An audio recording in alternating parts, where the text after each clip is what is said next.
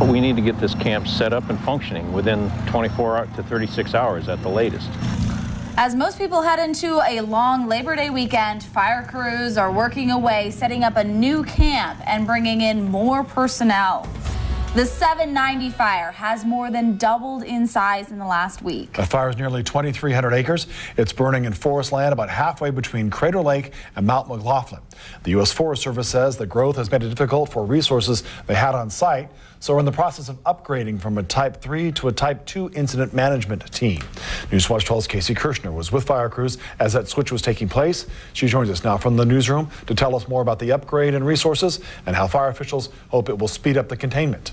The 790 fire is only about 5% contained tonight, but crews are working hard to boost firefighting efforts and get this fire under control. But rocky and steep terrain has made that more difficult, so officials are bringing in some unique resources for this fire. Because all the equipment's rolling as soon as we get the fire. It's all coming this direction. If you're not ready for it, it can be a wreck with everybody sitting out on the highway. Crews working on the 790 fire near Prospect set up a brand new fire camp Friday night in preparation for even more personnel to begin working on the fire that began almost a month ago. When this fire originally started on the 31st of July, on this district alone, we had over 100 reports of fire from that lightning activity. So the forest prioritized those reports. Fire 790 was listed as low priority and sat idle at about 500 acres for weeks.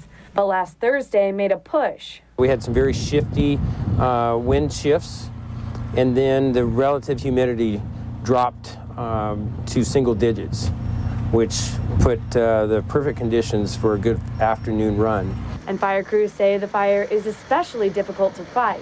This fire is located in some very steep terrain, a lot of rocky terrain, a lot of, some would call it kind of talus type material. So that adds to the safety risk of our firefighters. With no roads to drive, crews had to find different ways to get resources into the site. Pack mules move supplies toward the lines. We keep ours at about 150 pounds, is pretty average. That's including the side packs full and a top load. And to get personnel to the tough locations. So we do have 24 smoke jumpers out of the Redmond base, and they jump out of airplanes and land inside the fire. Crews say all those resources with the added personnel will hopefully boost containment in the next few days. The new Type 2 incident management team will completely take over tomorrow morning at 6 a.m. Live in the newsroom, Casey Kirshner, Newswatch 12.